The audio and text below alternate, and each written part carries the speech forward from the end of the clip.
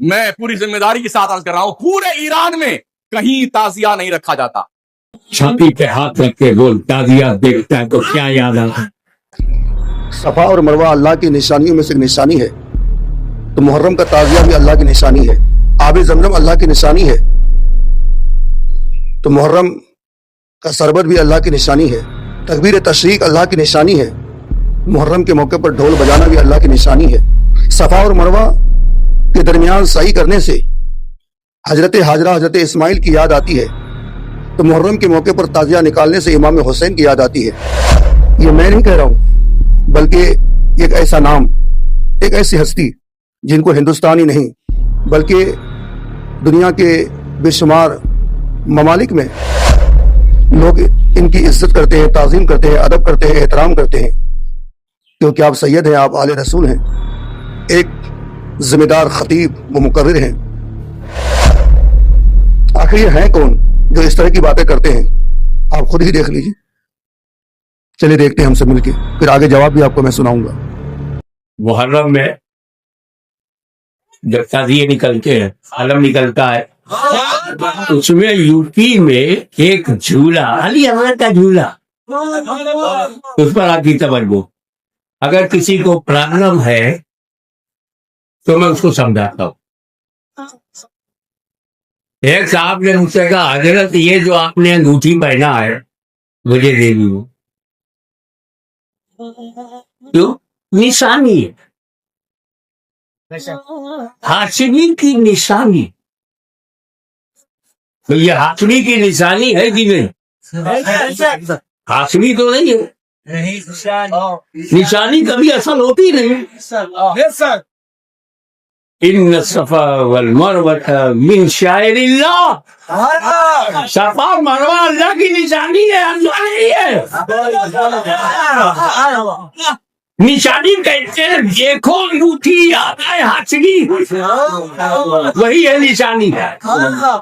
میں اس سے بولا میں تم کو نہیں دوں گا، تاکہ جب کوئی انگوٹھی دیکھو تو یاد آئے ہاشمی بابا سے مانگا تھا دیا، وہ بھی نشانی. جو کرے یاد دہانی وہی نشانی. تو یہ ہاشمی کی انگوٹھی دیکھتے ہو تو ہاشمی یاد آتا ہے، قرآن دیکھتے ہو تو خدا کا کلام یاد آتا ہے، مسجد دیکھتے ہو تو نماز یاد آتی ہے. چھاتی پہ ہاتھ رکھ کے بول تعزیہ دیکھتا ہے تو کیا یاد آتا ہے؟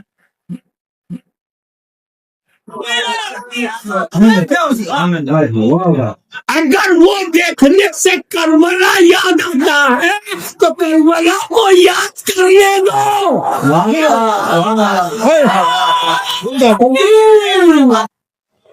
دیکھا آپ نے سید صاحب نے کیا کہا کہ اگر تعزیہ دیکھنے سے کربلا یاد آتا ہے تو یاد آنے دو.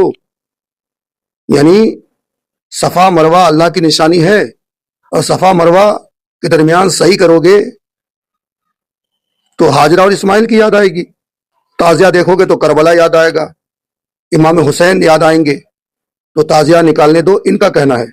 لیکن وہیں ہمارے ہی سنی جماعت کے کچھ مولانا نے اس کا بہترین انداز میں جواب دیا ہے. انہوں نے کیا جواب دیا ہے؟ چلیے ہم سے مل کے آگے ویڈیو کو دیکھتے ہیں. کمال کا شاطرانہ کمال کی چال چلی شیعوں نے. میں پوری ذمہ داری کے ساتھ عرض کر رہا ہوں پورے ایران میں کہیں تعزیہ نہیں رکھا جاتا. پورے ایران میں کہیں تعزیہ نہیں رکھا جاتا، پورے عراق میں کہیں تعزیہ نہیں رکھا جاتا. سنو، وہاں تعزیہ خود کربلا میں نہیں، نجف میں نہیں، کوفہ اور کاظمین میں نہیں. ہندوستان کے لوگ تم کیوں پگلائے ہوئے؟ تمہاری عقلیں گھاس چرنے گئی ہیں کہ شیعہ برادری کے لوگ سنیوں کو لاکھوں روپے دیتے ہیں کہ تم تعزیہ بناؤ. جو کام وہ خود نہیں کرتے ہیں وہ آپ سے کرواتے ہیں.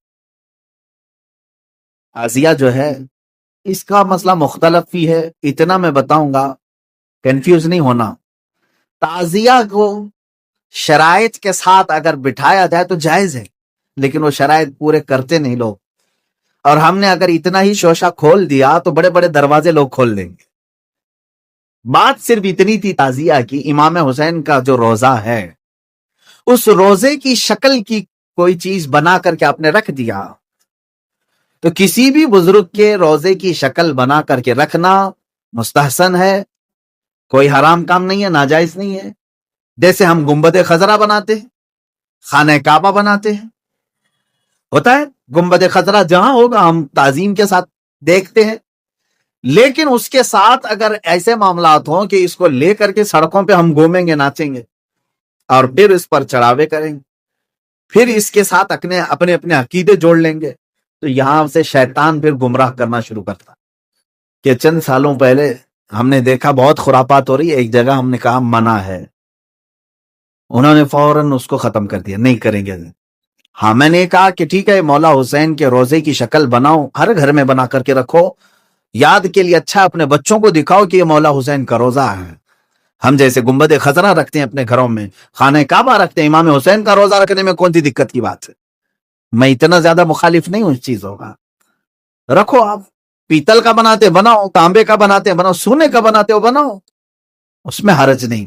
ہم جس چیز کی مخالفت کرتے ہیں وہ خرافات و حرام کاریاں جس کو باہر سڑکوں پر کیا جاتا ہے، میں اس کا مخالف۔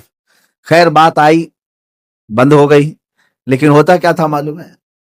چند دنوں کے بعد دوسرا محرم آیا تو گھر والے کہتے ہیں کہ حضرت وہ تو بند ہیں لیکن بچے ویسے ہی ناچ رہے ہیں، ہاتھ ایسے لمبے کر کے خود پنجا بن گئے ہیں اور ناچ رہے ہیں۔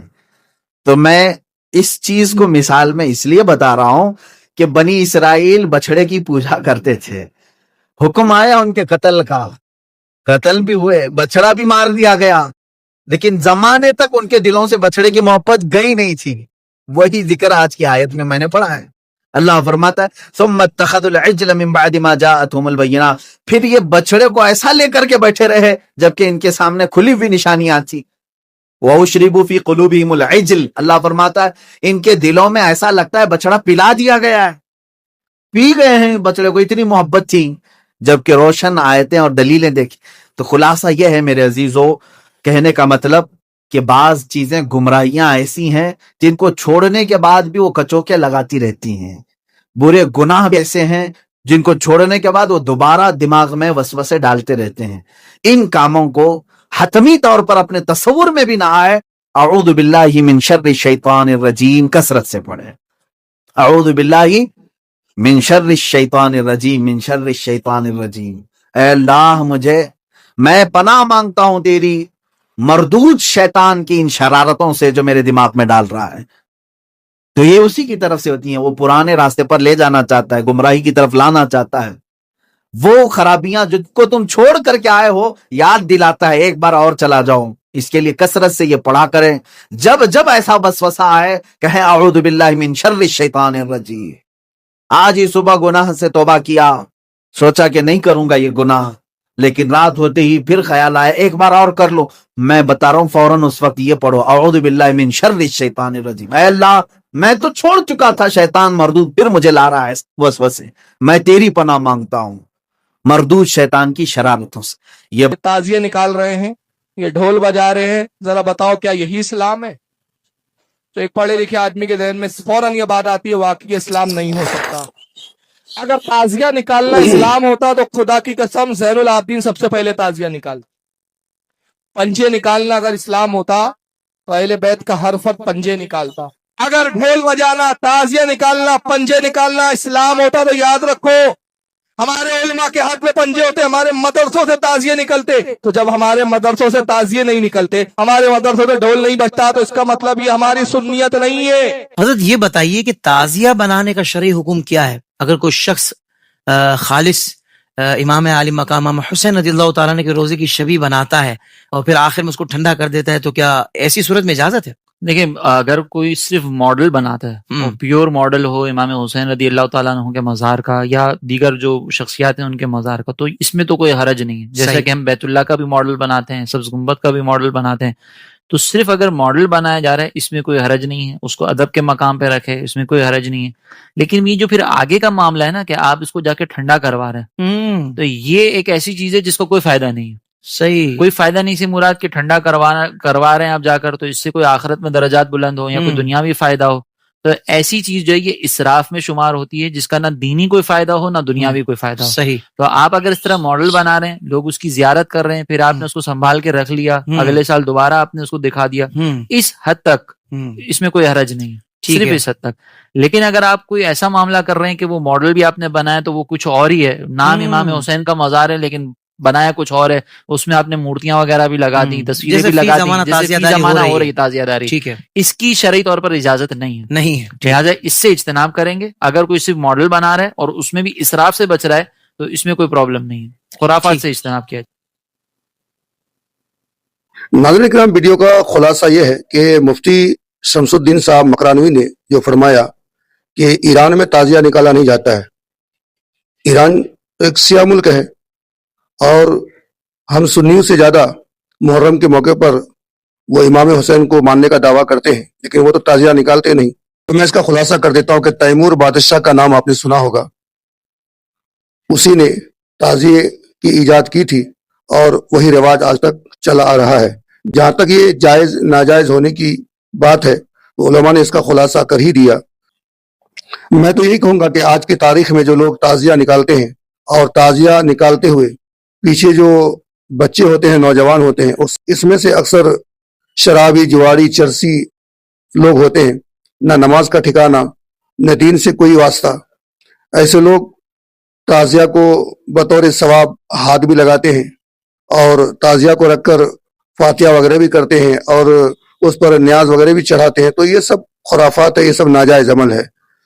تو مختصراً یہ کہ آپ تربت امام حسین بنا تو سکتے ہیں لیکن بنا کر کے گھر میں رکھیں. جس طرح روضہ رسول کی تصویر کو آپ گھر میں رکھتے ہیں تو اسی طرح تربت امام حسین کی تصویر کو آپ گھر میں رکھ تو سکتے ہیں, لیکن جلوس کی شکل میں محرم کے موقع پر نکالنا یہ خرافات ہے, یہ بدعت ہے, یہ اچھی بات نہیں ہے. ایسے خرافات سے ہمیں بچنی چاہیے. رہی بات سید ہاشمی صاحب قبلہ کی, تو بتائیے گا کامنٹ کر کے کہ ان کا کہنا صحیح ہے یا نہیں ہے, اور آپ یہ بھی کامنٹ کر کے بتائیے کہ محرم کے موقع پر تعزیہ نکالنا اچھا ہے یا بری بات ہے. دیجیے اپنے دوست مولانا احسان کو اجازت. السلام علیکم.